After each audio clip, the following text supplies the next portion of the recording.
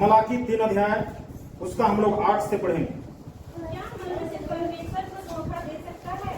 मनुष्य परमेश्वर को धोखा दे सकता है। बस देखो, तुम मुझको धोखा देते हो तुम मुझको धोखा देते हो और तो भी पूछते हो हमने किस बात में तुझे लूटा है? हमने किस बात पर तुझे लूटा है। दशमांश और उठाने की भेंटों में। हाँ, हम जो है छोटी सी चीज के चलते हम लुटेरा कहला रहे हैं। देखिए, बाइबल वचन हमको जो है दोष लगा रहा है कि यदि इस मायने में हम सही नहीं हूं तो कहता तुमने मुझे लूटा। ये परमेश्वर कह रहा तुमने मुझे लूटा, और परमेश्वर कोई नहीं लूटता है। लूटने का कोई साहस नहीं करता, और लूटने वाला कुछ तरीका से लूटता है और लूटने के द्वारा अपने जीवन में श्राप को लाता है। तब क्या अब एक बार फिर पढ़ो। क्या मनुष्य परमेश्वर को धोखा दे सकता है? पर देखो, तुम मुझको धोखा देते हो और तो भी पूछते हो हमने किस बात में तुझे लूटा? दशमांश और उठाने की भेंटों में। दशमांश, उठाने की भेंट और दान, ये 3 चीज है। दशमांश, उठाने की भेंट और दान, ये तीनों चीज जो है अंतर, तीनों चीज में भेद, तीनों चीज में अलग अलग अंतर है। आगे पढ़ते जाओ। तुम पर भारी साफ पड़ा है ये लूटने कारण आशीष नहीं, श्राप पड़ा है। क्योंकि तुम मुझे लूटते हो। तुम मुझे लूटते हो। वरन सारी जाति ऐसा करती है। सारे संसार के लोग ऐसा ही करते हैं। सारे दशमांश भंडार में ले आओ हाँ, यदि हम सारे दशमांश भंडार में ले आते हैं कि मेरे भवन में भोजन वस्तु रहे कि मेरे भवन में भोजन वस्तु रहे, और सेनाओं का यहोवा यह कहता है सेनाओं का यहोवा ये कहता है कि ऐसा करके मुझे परखो कहता है कि ऐसा करके मुझे परखो कि मैं आकाश के झरोखे तुम्हारे लिए खोलकर आकाश के झरोके को तुम्हारे लिए खोलकर तुम्हारे ऊपर अपरंपार आशीष की वर्षा करता हूँ कि नहीं। तुम्हारे ऊपर अपरंपार आशीष की वर्षा करता हूँ कि नहीं। ये परख कर देखो ऐसा करके। आगे, मैं तुम्हारे लिए नाश करने वाले को ऐसा भुड़कूंगा तुम्हारे लिए तुम्हारे संपत्ति को नाश करने वालों को ऐसा घुड़कूंगा कि वह तुम्हारी भूमि की उपज नष्ट न करेगा तुम्हारी भूमि की उपज को नष्ट नहीं करेगा, और तुम्हारी दाख लताओं के फल कच्चे न गिरेंगे। दाख लताओं के फल कच्चे ना गिरेंगे। सेनाओं के यहोवा का यही वचन है। परमेश्वर यहोवा, सेनाओं की यहोवा के यही वचन। हालेलुया।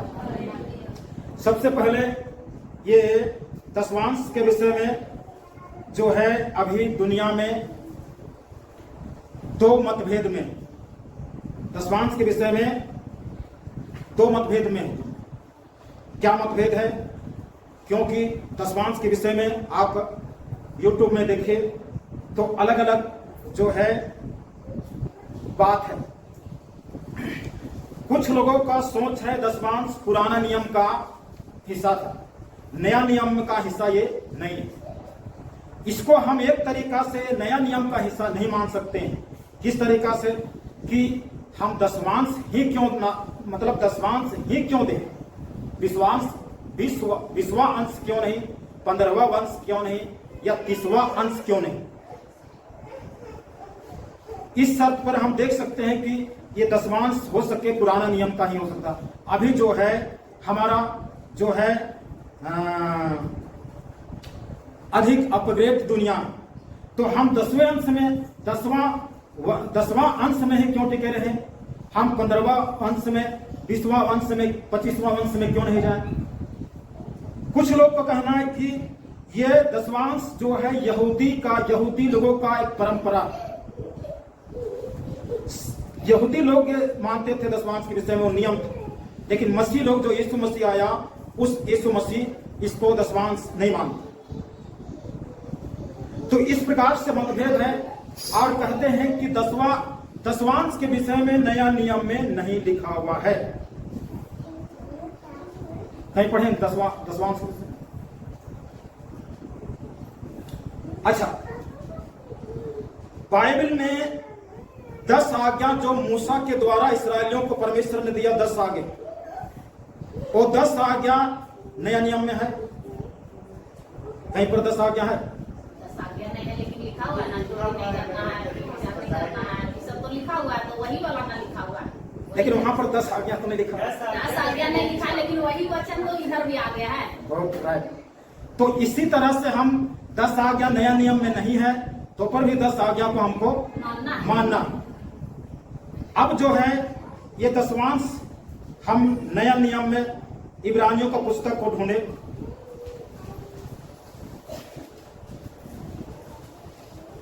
इब्रानियों 7 अध्याय उसका 2 से पढ़ें। इसी को अब्राहम ने सब वस्तुओं का 10वां अंश दिया। यह पहले अपने नाम के अर्थ के अनुसार धर्म का राजा और फिर सालेम अर्थात शांति का राजा है, जिसका न पिता न माता न वंशावली है, जिसकी दिनों का न आदि है और न जीवन का अंत है, परंतु परमेश्वर के पुत्र के स्वरूप कहकर वह सदा के लिए याजक बना रहता है। आगे पढ़ते जाओ। अब इस पर ध्यान करो कि वह कैसा महान था, जिसको कुलपति अब्राहम ने लूट के अच्छे से अच्छे माल का 10वां अंश दिया। आगे लेवी की संतान में से जो याजक का पद पाते हैं, उन्हें आज्ञा मिली है कि लोगों अर्थात अपने भाइयों से, चाहे वे अब्राहम की देह से क्यों न जन्मे हो, व्यवस्था के अनुसार 10वां अंश दें। पर इसने जो उनकी वंशावली में का ही न था, अब्राहम से 10वां अंश लिया और जिसे प्रतिज्ञा मिली थी उसे आशीष दी। आगे इसमें संदेह नहीं कि छोटा बड़े से आशीष पाता है, और यहाँ तो मरणहार मनुष्य 10वां अंश लेते हैं, पर वहाँ वही लेता है जिसकी गवाही दी जाती है कि वह जीवित है। तो हम यह भी कह सकते हैं कि लेवी ने भी जो 10वां अंश लेता है, अब्राहम के द्वारा 10वां अंश दिया। तो इसको जो है बहुत बारीकी से पढ़िएगा। तो यहाँ पर जो है 10वां अंश का जिक्र, अब जो है जिक्र है, लेकिन ये जिक्र जो है अब्राहम लेवी याजक की बात। हालेलुया। तो लेवी अब्राहम इसकी बात है, तो ये पुराने नियम की बात। लेकिन ये मानना कि पुराने नियम की बात है, यहाँ पर जो है पुराना नियम में ही लिया गया, लेकिन उसको यहाँ पर जिसके द्वारा ये इब्रानियों का पुस्तक का कुछ अध्याय को पौलुस लिखा, कुछ अध्याय को पतरस भी लिखा है, और कुछ अध्याय को यूहन्ना भी लिखा। तो 3-4 व्यक्ति मिलकर के इब्रानियों को पुस्तक को लिखा, जिसको जो चीज पुराना नियम में होता था उस चीज को नया नियम में ला करके फिर बैठाया। हम कैसे करते हैं? पुराना नया नियम में दशवांश के विषय में कुछ नहीं लिखा। हालेलुया। तो इस प्रकार से यदि इस बात को प्रैक्टिकल किया जाए, छोड़िए लिखा हुआ कहां है कहां, इसको यदि प्रैक्टिकल किया जाए, अगर वो चीज अगर पुराना नियम में लिखा हुआ है और उस चीज को हम करते हैं, तो उस चीज के करने के द्वारा वो चीज का हमको हानि होगा, और नहीं करते हैं तो लाभ होगा। 2 व्यक्ति को चुनिए, साल भर का एक बायोडाटा बनाइए। 2 व्यक्ति को, मतलब 2 व्यक्ति 1 वर्ष का 365 दिन का एक बायोडाटा बनाइए। एक व्यक्ति को सही दशमांश देगा, एकदम साल भर पूरा सही दशमांश, और एक व्यक्ति सही दशमांश नहीं देगा। उसको बायोडाटा बनाइए, उसका पैसा बिना मतलब का कहां खर्च होता है, दोनों का। आप देखिएगा जो सही दशमांश नहीं देता उसका फिजूल खर्च, कोई डॉक्टर के दिया, कोई गाड़ी ठुका गया, उधर गाड़ी को बनाया 3000 लगाए, उधर गया बिना मतलब का खेत तरफ गया, पैर में ठेस लगा पत्थर में, उधर इलाज किया 2500 उधर। इस तरह से बिना मतलब का उसका खर्चा उधर दिखाते हैं। ये प्रैक्टिकल की बात। हालेलुया। तो हम कैसे कहेंगे दशमांश पुराना नियम की बात है, नया नियम की बात है? मतलब हर तरीका से प्रैक्टिकल करके भी देखिए, हर चीज से करके देखिए। हम जो है ये दशमांश पुराना नियम में नहीं, नया नियम में भी है, और ये दशमांश जब तक ये पवित्र आत्मा पाए हुए लोग जितना भी अपना संपत्ति बेचते थे उसको प्रेरितों के हाथों में सौंप देते थे। हालेलुया। दसवांश यहाँ पर किसको देना है? आपकी सोच के आधार पर या तो आप दसवांश पास्टर को दे सकते हैं, या दसवांश का हिस्सा आप चर्च के फंड में रख सकते हैं, दसवांश का हिस्सा आप जो है पास्टर लोग दूर से आते हैं उसको भी हाथ में दे सकते हैं। आपके ऊपर में स्वतंत्र। हालेलुया। लेकिन देना है, और नहीं दीजिएगा तो फिर इधर उधर से जाएगा। एक तो बीमारी आया, बस उधर चला, अरे जितना दोगे उससे ज्यादा चला जाएगा। इस बात को जानिए, हकीकत में वास्तव में अगर जो व्यक्ति इस नियम को पालन करता है उसके जीवन में कोई फिजूल खर्चा नहीं। हालेलुया। दसवांश का मतलब होता है कि आपका आमदनी साल में अगर आप चावल या धान का दसवांश दे रहे हैं तो आप जो है कितना क्विंटल आपका धान हुआ उतना क्विंटल का 10% आपको दसवांश देना। दसवांश का मतलब ये, दसवांश से नीचे नहीं, दसवांश से ऊपर होनी चाहिए। या तो दसवांश दीजिए, या 15 वंश दीजिए, या 20वां अंश दीजिए। आप जो है कितना खेत सूख जाता है उसका दसवांश, अगर धान दे रहे हैं उसका दसवांश, जो भी उपजाए हो रहा है उसका दसवांश आप पास्टर को दे रहे हैं। गरीब भाई बहन हैं जो खरीद कीन खाते हैं उसको दे रहे हैं, जिस किसी को भी दीजिए। हालेलुया। वो आपका दसवांश में आएगा। आप सरकारी नौकरी कर रहे हैं, उसका आपका वेतन 50,000 है।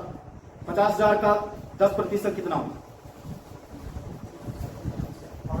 5,000। ये 5,000 आपका दसवांश में जाएगा। आप नहीं दीजिएगा वो अलग बात है, लेकिन जानना और जानकारी रखना बहुत जरूरी है। उसके बाद में जो है आप इसी प्रकार से नौकरी से, बिजनेस से, खेत से, जहां से भी आ रहा है उसका दसवांश ये है, इसका नाम है दसवांश। हालेलुया।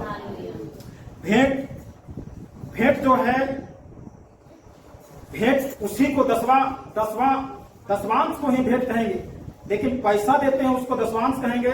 और जो धान या मकई या उड़ीद या जो उपजता है उसको जब हम दसवांश निकाल के हम देते हैं तो उसको भेंट करते हैं। कैन और हाबिल परमेश्वर के वेदी के पास में भेंट चढ़ाने गए, लिखा हुआ। हाँ, भेंट चढ़ाने गए। ये परमेश्वर को भेंट देने के लिए गए। दोनों का भेंट में अंतर था। एक जन का भेंट को ग्रहण किया और एक जन का भेंट को ग्रहण नहीं। जिसका भेंट को ग्रहण नहीं किया तो गुस्सा से लाल हो गया और मर्डर कर दिया। जिसका भेंट को ग्रहण किया उसको मर्डर कर दिया। हालेलुया। वहां पर बारीकी से पढ़िएगा, लिखा हुआ है उसका क्या कारण से भेंट को ग्रहण नहीं किया। भेंट को चढ़ाते समय भेंट देने वाला अपने बगल वाला से किसी प्रकार की मनमुटाव, झगड़ा, लड़ाई, मन में किसी प्रकार की ईर्ष्या जा करके भेंट को चढ़ाना नहीं है। उमंग के साथ में, हर्ष के साथ में देने वाला को परमेश्वर प्रसन्न होता। हालेलुया। तो कैन ने अपने बगल वाला से, मतलब भाई से गुस्सा होकर के भेंट चढ़ाने गया। प्लस में कैन क्या चीज का भेंट चढ़ाने गया? खेत खलियान से। और खेत खलियान से क्या चीज ले गया? पिलाए। आधा धान आधा पिलाए। हम लोग घर ले जाते हैं तो छाट के घर घुसाते हैं ना, और वो क्या करके ले गया है? बिना छाटे। तो क्या ग्रहण करे? हम जब ग्रहण नहीं करते हैं तो परमेश्वर ग्रहण करेगा। दिमाग खराब। तो ये चीज है कि वहां पर भेंट को ग्रहण नहीं किया गया। परमेश्वर कहता है दसवांश और भेंट को मेरे भवन में ले आओ। मेरे भवन कहने का मतलब ये बिल्डिंग वाला, ईंटा पत्थर बालू वाला बना हुआ ये भवन नहीं। कलीसिया जो हम और आप है वो कलीसिया। हालेलुया। अब जो है आपका मन कहां पर देना है ये आपके ऊपर में है, और आप दे सकते हैं, लेकिन देना। और नहीं दीजिएगा तो बीमारी में दीजिए, इसमें दीजिए, हो गया वो फंदा होगा, घर गया, अब क्या बताएं। तो इस तरह से चला जाए तो फिर प्रार्थना का दोष नहीं है, यीशु मसीह का दोष नहीं। हम क्या कर रहे हैं उसको देखिए ध्यान से, आप उसको सुधार कीजिए। सब कुछ सिस्टमेटिक अपने आप सुधरता है। हालेलुया। तो ये हो गया भेंट और दसवांश, दान। आ जाइए हम लोग मत्ती 6:2 से आगे पढ़ो। इसलिए जब तू दान करे तो अपने आगे कुल्ही न बजवा, जैसे कपटी सभाओं और कर्मों में करते हैं, ताकि लोग उनकी बड़ाई करें। मैं उनसे सच कहता हूँ कि वे अपना प्रतिफल पा चुके हैं। आगे परंतु जब तू दान करे तो जो तेरा दाहिना हाथ करता है उसे तेरा बायां हाथ न जानने पाए, ताकि तेरा दान गुप्त रहे, और तब तेरा पिता जो गुप्त में देखता है तुझे प्रतिफल देगा। तो यहाँ पर दान के विषय में लिखा हुआ है। तो दान क्या चीज है? दान में कोई हिसाब किताब नहीं है। हम कितनों कमाए, हमारा मन अगर 10 रुपया देने का मन कर रहा है तो 10 रुपया दे सकते हैं, लेकिन दान परमेश्वर को नहीं दे सकते। अब बोलिएगा यहाँ पर यीशु मसीह लिखा है दान। दान हम किसी गरीब, किसी भिखमंगे, किसी टाउन में चल जाइए, घर तरफ आ जाता है भिखमंगे लोग, हम उसको दान कर देते हैं। किसी को हम कुछ पुराने कपड़े, पूरा पुराना कपड़ा नहीं, परंतु कुछ पुराना कपड़े को हम दे देते उसको पहनने, या भोजन दे देते हैं, चावल दे देते हैं, या पैसा दे देते हैं। आज की डेट में भिखमंगे को भी पैसा नहीं देना चाहिए। क्यों नहीं देना चाहिए? हो सके उसके द्वारा वो दारू भी पी ले। उसके लिए क्या करना है? उस पैसे से कुछ खाने वाला चीज खरीद के दे दे। तो नहीं लेता वो, इसीलिए नहीं लेता है कि हमको दारू पीना है, मिठाई लेता, इसलिए नहीं लेता। तो दान जो है, हम भिखमंगे को हम दान देते हैं, मतलब उसके लिए कोई हिसाब किताब नहीं कि दान इतना ही देना चाहिए, वो चीज इसका हिसाब किताब नहीं। ये हो गया दान। मतलब हम 10 रुपया दे सकते हैं, 5 रुपया दे सकते हैं। अब 1 रुपया चलता नहीं है। 5 रुपया, 10 रुपया, 20 रुपया, हम कितनों कमाए, लेकिन हम 5 रुपया, 10 रुपया दान किसी को दे देते। ये हो गया दान। दान में जो है, यदि हम परमेश्वर को इस तरह से, इस मनसा से दे रहे हैं, तो इस मनसा से देने के बावजूद भी जो है हमारा दशमांश होने चाहिए। तब जो है ये गैप, जो दान के द्वारा जो हमारे अंदर में गलतियां हैं, वो गलतियों को ढांपा जाए। यदि हम सिर्फ दान दे रहे हैं और दशमांश नहीं दे रहे, तो हमारा दान परमेश्वर कोई भिखमंगा नहीं। हालेलुया। परमेश्वर पूरे अधिकार के साथ में कहा, तुम मुझे लूटते हो। एक चीज बताइए, आप अपने घर से शहरों में जाते हैं पढ़ाई करने के लिए, एक देते हैं फ्लैट किराए पर, भाड़ा पर। कितना भाड़ा हो सकता है? लगाइए।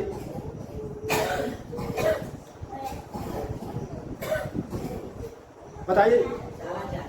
2000 भाड़ा में हम एक रूम लिए हैं, लेटरिन बाथरूम सब कुछ उसी पर है। महीना पूर्ते बराबर जो है मालिक आ जाता है, आता है कि नहीं? क्या हम बोलते हैं कि क्या आप आते हैं, क्यों आते हैं? हमारा मन जब बोलेगा तब देंगे आप, ऐसा बोलते हैं? वो तो कलर पकड़ के ले लेगा ना, वो तो सीधे ले लेगा। हमारा ये जमीन, ये हम जहाँ है, ये हमारे बाप का है का? किसका है? परमेश्वर का। परमेश्वर क्या कलर पकड़ के नहीं लेगा?